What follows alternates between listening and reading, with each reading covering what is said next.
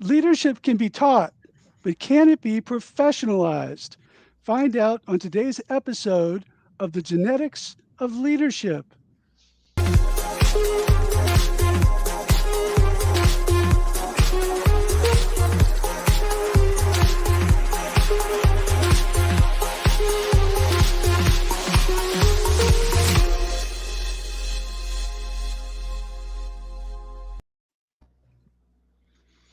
Welcome, everybody. Today's guest is Dr. Barbara Kellerman, founding executive director of the Center of Public Leadership at Harvard's Kennedy School.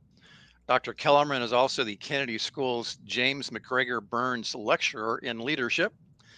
And for the past 7 years running, she has been listed by the Global Gurus as among the world's top 30 management professionals. She shared her expertise across nearly every major media outlet, including CNN, the BBC, the New York Times, and Harvard Business Review. So welcome, Dr. Kellerman. And program note, audience, if you have a question or a comment, please feel free to put that into the chat, and we will be monitoring that throughout this conversation. So Dr. Kellerman, again, thank you. And let me just jump right in with our first question. So in your book, Professionalizing Leadership, you say the following: I think of leadership now as being less narrowly focused on individual leaders and more broadly expansive. I think of leadership now as a system, the leadership system, I call it, with three parts: leaders, followers, and context. What are the implications of this idea that leadership is better understood as a system, and especially speak to those who are in positions of leadership or for those who aspire positions of leadership? Well, hi, everybody, and hello, especially to you, Dan. Thank you so much for having me. I'm very pleased to be here. So, the book Professionalizing Leadership was really almost a cry for help, where I'm, as many of my colleagues know, somewhat critical of what I call the leadership industry. I'm critical of it for several reasons. Probably the primary one is that we come across as being able to teach how to lead relatively quickly and easily, which I do not believe to be the case. And I have some very illustrious forerunners, such as Machiavelli and Confucius, who similarly believed it was a lifelong process, not something for which you take a course or go to an executive program. But to go to your point, Dan, to the specifics of your question, it appears to me that much of learning how to lead is focused on the self. For example, self-awareness and self-learning, focus on how skilled am I? I need to learn these various skills, such as negotiating and decision-making and communicating. Fine, I'm certainly not disagreeing with that. I simply think it's inadequate, insufficient, that focusing on the self means a relative, if not complete, lack of awareness of the other. For the sake of this conversation, we can call this other the follower. That is the stakeholders, the various players leaders need to bring along if they actually want to lead. And I argue that you can't figure out how to bring other people along unless you pay not just attention to them, but equal attention to them, maybe even more attention to them than you do to yourself. And finally, to go to the third part of what I think of as an equilateral triangle, is the context or the situational variables. I consider the context, again, as important as the leader and as the follower. There are countless experiments in the lab and in real life to show the importance of situational variables in any given situation. The impact of the situation on the leader and the followers is not to be discounted or dismissed and needs to be understood, again, every bit as much as what I consider this obsession with, hyper focus on the leader, him or herself. We're going to bring up the Army in just a minute, but Dr. Kellerman, that's something that the Army does really well in terms of scenario planning and that kind of thing. Well, Doug, in the book, I say very clearly and explicitly, there is, and I'm now talking specifically about the United States, there is in this country, in my view, more or less just one organization or institution that teaches leadership quite well, and that is indeed the military. And I do not, again, it's not perfect. That's not my argument or not my claim. But if you look at what the military does specifically, but by no means exclusively, in its professional schools, the West Point or Annapolis and so forth, they have the triad that I outline in Professionalizing Leadership, the triad that you see in every other profession, whether it's training, learning how to be a teacher or a lawyer or a physician. You have what I call first leadership education. Then, and by the way, in this order, first leadership education, for example, if you're learning how to be a surgeon, you damn well better study anatomy before you start cutting. So first, leadership education. Second, leadership training. That's where you do the skill development that is so ubiquitous, much more ubiquitous than leadership education. And finally, you do leadership development, by which I mean primarily lifelong learning. What I learn about leadership in the year 2022 is almost certainly going to be different from what I need to learn about leadership in the year 2024 or 2026. And it's certainly different, assuredly different from again, not altogether different, but somewhat different from what I would have learned about leadership and indeed followership 5, 10, not to speak of 50 or 100 years ago. So humankind may not change, but the world changes, the context changes. For example, the impact of technology, social media, to take an obvious example, on leadership and followership is incalculable, and it's new. It didn't exist in this way a decade ago. All true. Tim McCarthy just commented, could you please comment on the cadence of coaching? I'm not quite sure what he means by that, but I will throw that out to you, Dr. Kellerman. So, Doug, if you're not sure what it means, there's no reason in the world to assume that I do, but I'm going to give it a whirl. And then if Tim wants to come back in, of course, he's welcome to. So I would say that coaching is like, coaching one-to-one or coaching a group of people is very similar to being in a classroom. The setting may be slightly different, but the idea is that you are teaching people how to lead, very occasionally how to follow, more wisely and well. And I would have no reason to think the sequence would be any different from what I just described. I don't know how you learn to do anything in this world. By the way, it doesn't just have to be the professions, the medical or legal profession. If I'm learning how to be a hairdresser or a truck driver, I need to do the same. I need to understand and learn the principles of the hair. What are the differences in people's hair? If I'm learning how to drive a truck, I want to be a truck driver, I need to learn the principles of the road before I actually go out on the road. So the principles are so screamingly obvious to me. That is first education, then training, then development, which is essentially tantamount to continuing education, which every profession now requires. They didn't used to, but they do now. Those principles apply whether you're doing coaching or you're in a classroom or however the mode of instruction is. The principles of good instruction, education, training, and development in that sequence, if there's a reason for them to change, I have not discovered it. Well, I love the triad and I love the sequence.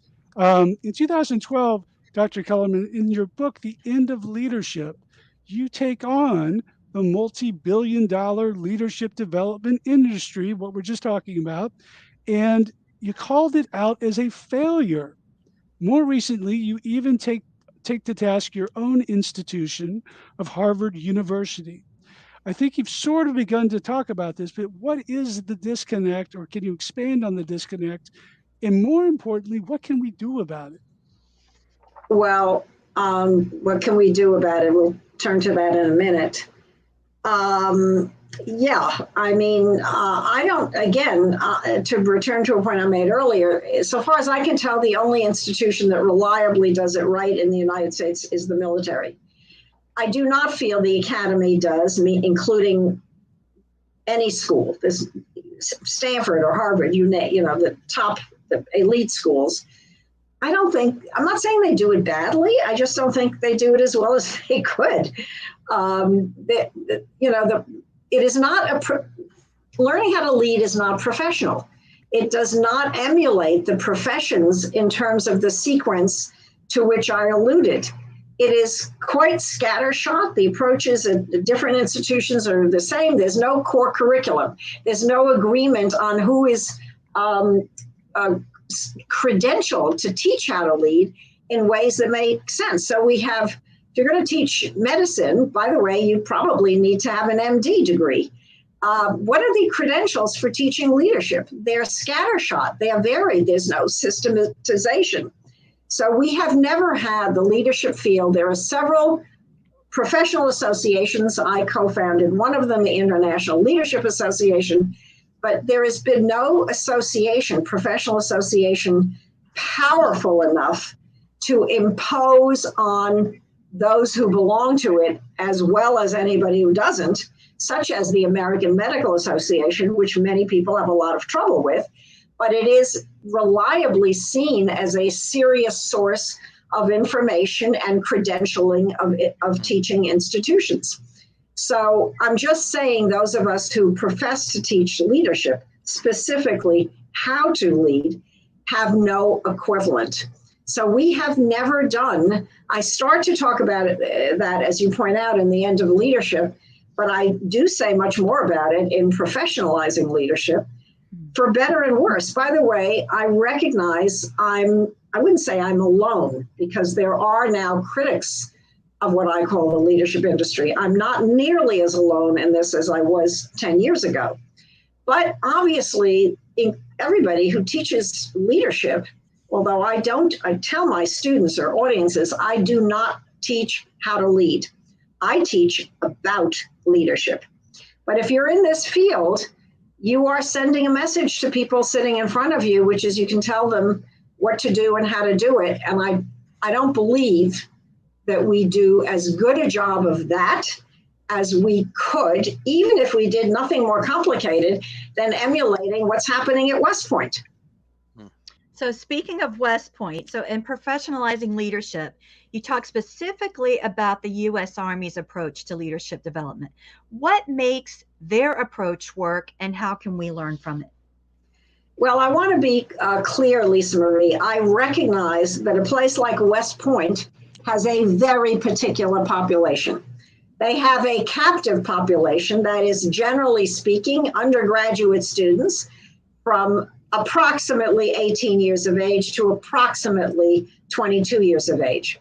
That is not a situation that most institutions can replicate. So I want to make that clear at the outset.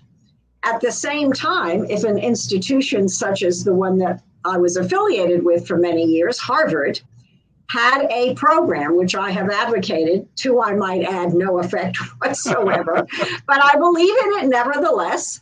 I think an ideal leadership program at a university of any kind, where there's an undergraduate program and a graduate program, or graduate programs of various sorts, would be 2 years and 2 years. So you would have a very particular program for undergraduates, let's say juniors and seniors, where they would get what I'm talking about as a leadership education. That is, they would come to understand intellectually what we're talking about. And it would be, however, a 4-year program in its entirety. Let's take the case of Harvard. They would automatically, if they got into this 4-year program, do 2 years as juniors and seniors learning about leadership and followership and how situational variables impact all of that. And then they would go to a school that they choose, probably in the beginning, although they can change their minds, such as the Kennedy School or the Harvard Business School, or for that matter, the School of Education or the School of Medicine. I mean, there are many, many, many courses now at medical schools about how to lead, how to administer, how to manage.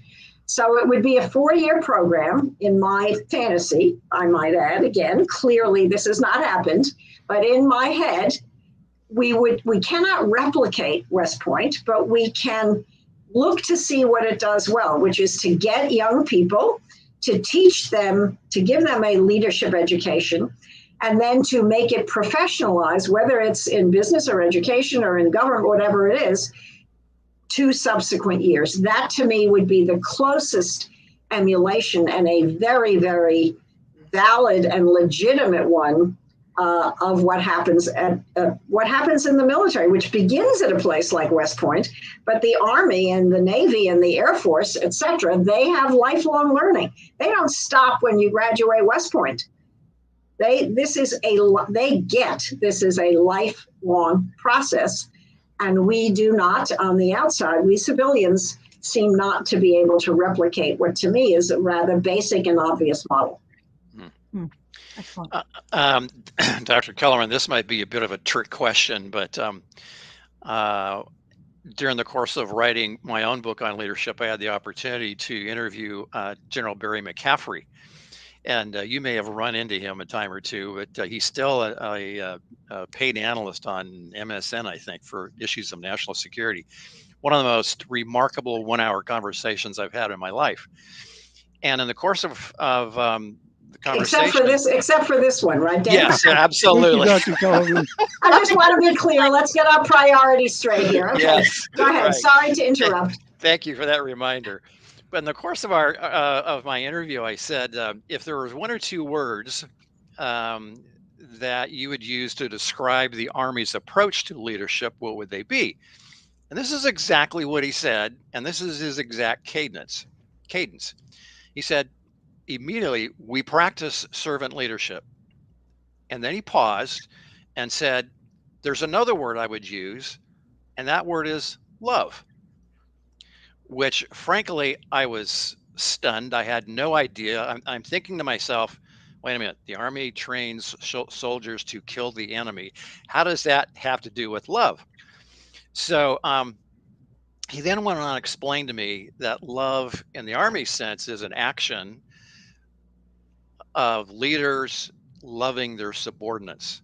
So talk to me, and again, talk to those who are in the leadership position or want to be.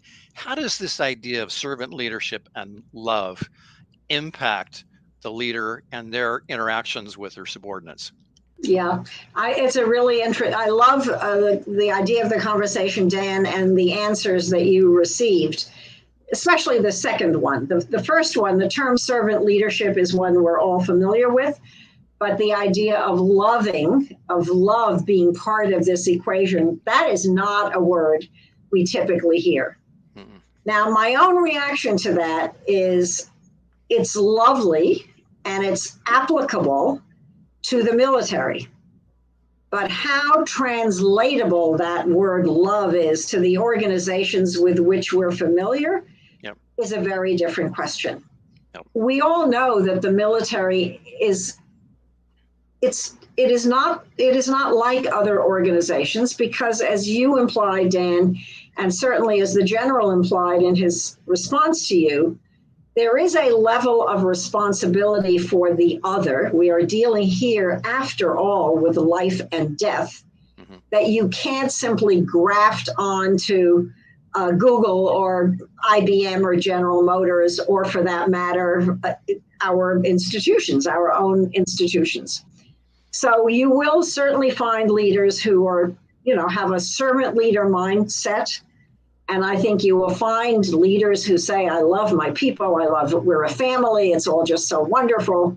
But I am not under any illusions. And as the 3 of you probably know, since my interest is as much in bad leadership as it is in good leadership, I can assure you that the word love does not typically apply in that circumstance. But I guess what I'm saying is, even in situations where there are good leaders who care about their people, I would hesitate to use the word love, which I think is I'm not saying there's nothing like the military, that's not my point, but it's a rare kind of institution where matters of life and death pertain. Excellent point. Dr. Kellerman, we want to now turn to, I'm going to call it an exercise. So we want to give you 5 words that are often used in business and ask you to briefly describe how your leadership system can help realize the potential of each word. Dan, please kick us off. Okay, so our first word here is, and this is a popular buzzword, is empowerment. Well, do you mind if I give you a slightly long answer? No. I'm allowed, because it's You're one allowed. word. My word doesn't have to be a single answer. No. So I want to go back to an argument that I made in the end of leadership, because it pertains to the word empowerment. We all know, we're all Americans, the 4 of us, so far as I can tell. We all know that this country, as well as many others around the world that call themselves or think of themselves as democracies, liberal democracies, have what is typically called a crisis of leadership. This is not about politics. I'm not being partisan in this comment, but we all recognize that the crisis is in the classroom. Kids just don't listen to teachers the way they used to. It's in families where parents don't have the same level of control that they used to. You may think this is great, or you may think this is bad. The only point I'm making is that it's different. Again, it's an argument I started to make in the end of leadership, and it pertains to the word empowerment, because the word empowerment implies, Dan, that you are empowering me. It means we're giving power to somebody else. But what's happening in this day and age is that we don't need somebody else to empower us. We are increasingly empowering ourselves. We are screaming and yelling at our leaders. If we're in Congress, we're unwilling to go along with anyone, because we all, heaven forbid we should follow. We should collaborate and cooperate. We're so intent on fostering our own agendas and on maintaining power. So what I talk about in the end of leadership, to your word empowerment, I talk about 2 things as having changed radically. One is technology, but to your word, I talk about changes in the culture. Changes in the culture, writ broad, have been profound in the 21st century. The first couple of decades of the 21st century in liberal democracies bear in many important ways scant resemblance to the last 2 decades of the 20th century. We could have an endlessly long conversation about this, but what's interesting about the word empowerment is, as I said a minute ago, it implies you're empowering me, but that's now morphed. I don't need for you to empower me. I claim my own empowerment, and that is a sea change in the relationship in liberal democracies between leaders and followers. It's a very big deal that word touches on. Great, thank you. The next word is engagement. It's not dissimilar. It's related in that it implies there is a virtue to being engaged, which I agree with, which Democrat, with a small d, wouldn't. But, if I were writing, the end of leadership is about 10 years, almost exactly 10 years old. If I'm writing that book now, I would do more with the question of, if we're all so engaged and we're all so empowered, how do we govern ourselves effectively? So they seem like great words. Who can argue against engagement? Who can argue against empowerment? Certainly in a country such as ours, where we encourage free speech and participation. However, there increasingly seems to be a point where too much engagement and too much empowerment becomes dysfunctional. And I suspect that liberal democracies, look at what happened in Great Britain in the last several weeks and months. Several prime ministers within a 5-minute span. It's absurd. We have thought of Great Britain as a bastion of liberal democracy. And in recent weeks and months, they have seemed to us more foolish, more dangerously foolish, even than the United States, which is tottering now and questioning whether its constitutional mode of governance is going to hold in a period in which buzzwords such as empowerment and engagement have been taken to arguably extremes that they were never intended. So far from being simply words now that apply to organizational flattening of hierarchies, all of that stuff, they have implications now for the body politic at large that may far exceed simply organizational leadership and management. Okay, let's move to culture. Peter Drucker, I don't think he actually said it. You probably might know better than I would, but he allegedly said culture eats eats strategy for breakfast. To what extent is the leader in charge of the culture of an organization? Well, I'm a big believer in, I thought context was of equal importance to leaders and followers. You can say culture equals context, context equals culture. So I totally agree with the point. Your question is an interesting one. To what degree does a leader affect culture? Look, any leader takes over a job, whether it's the presidency of the United States or Prime Minister of Great Britain or CEO of any organization that you or I could name, with a pre-existing history and a pre-existing organizational culture. Whether the leader wants to change that culture and whether he or she is able to change that culture obviously depends on the leader's skills and capacities, but I would argue that it equally depends on the other two elements of what I call the leadership system. How amenable is that culture to change? Sometimes cultures are aching for change. They're just ready. It's a situation that's ripe for change. But other times they're very resistant. And if you're a leader who wants to change the culture, you damn well better pay attention to the culture, the context, the situation. Similarly, other followers, sometimes followers want a change of culture and they will do what they can, at least in large numbers, to support that change. Other times, as we all know, you know it as well or better than I, a leader comes in and wants to change the organizational culture and followers are going, what's going on here? I've been very happy with my organization or my group the way it was. Why is this person seeking to change the ground out from under me? So the answer that I often give to questions, which is very irritating, but it happens to be true, is it depends. It depends on the leader. It depends on the followers, the stakeholders, the others, the subordinates, the employees, whatever language you want to use. And it depends on the culture or the context itself. Excellent. Thank you. Dan, you're up. Oh, sorry. Okay, so another word that floats around a lot is trust. Well, I don't know if you can see my fingers, but there's one going up and one going down, or depending on how you want to look at it. That's a sadness to me because I have been around this business, meaning the leadership industry, for many years. And one would have ideally thought 10, 20, 30, even 40 years ago that the leadership industry would contribute to enhancing our collective trust in leaders.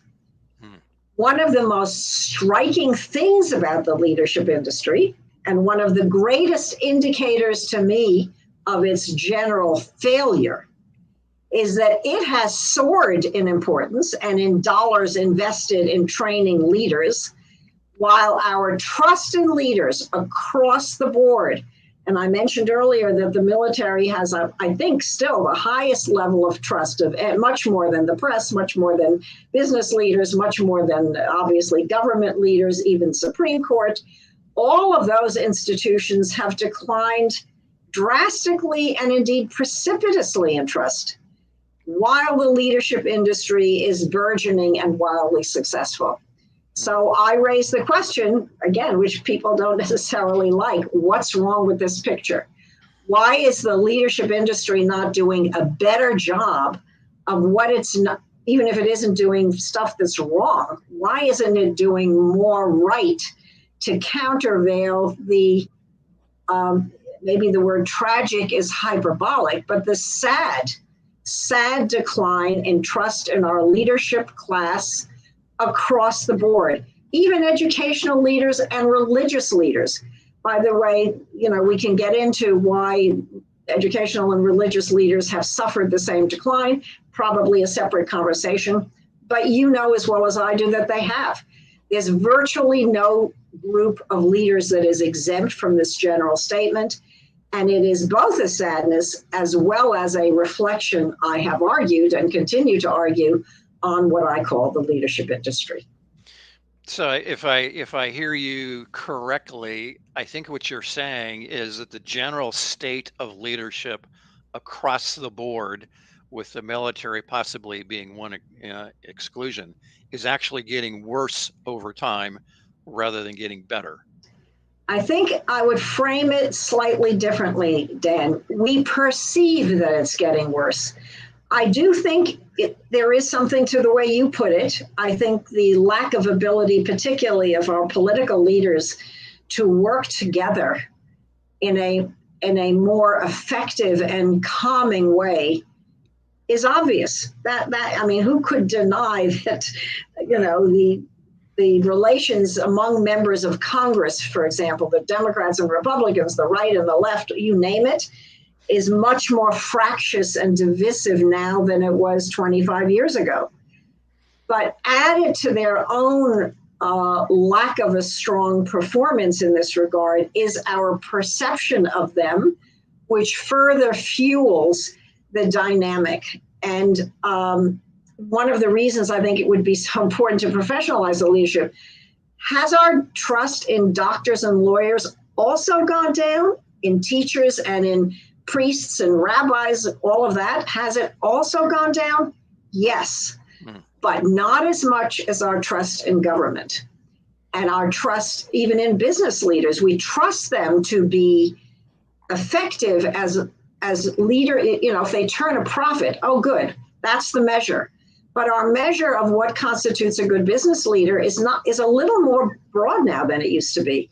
You know the term environment and social good governance. We want them to be good stewards of the environment, business leaders. We want more from them than we used to. Turning a profit is not enough. And in that sense, it is certainly an open question as to whether they are succeeding. Our inability, for example, to tackle something which is admittedly as complex as any issue that has ever faced humankind, as climate change, is an indicator, especially as we're seeing it all around us. There's no part of the country or indeed of the planet that has been altogether immune from the effects of climate change, which by every indicator is going to get worse before it gets better. Right. All true. Thank you. Lisa Maria. Dr. Kellerman, the last word that I'm going to give you, and this is something we talk about at length in our book, When with Decency, is the word empathy.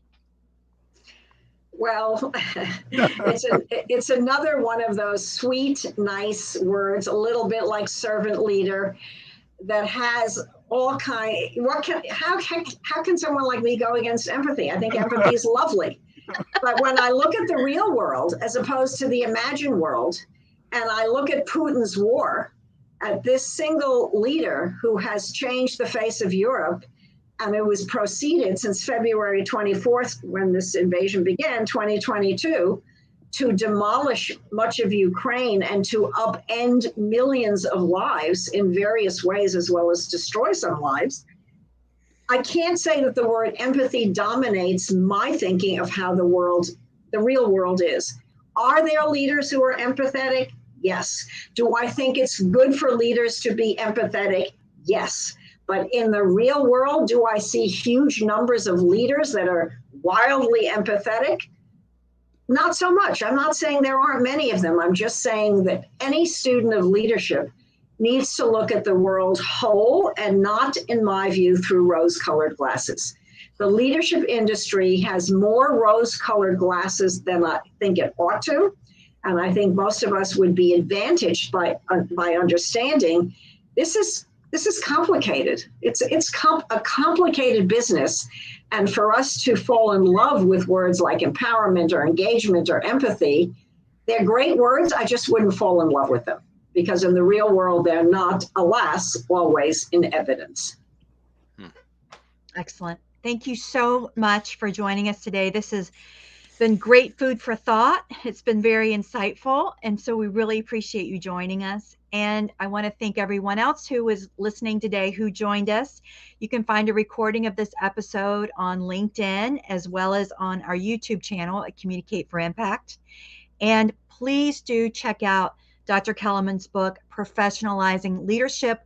We will have a QR code and the outro for you to scan so that you can purchase that. Until next time, stay well, everyone. Thank you very much. Thank you.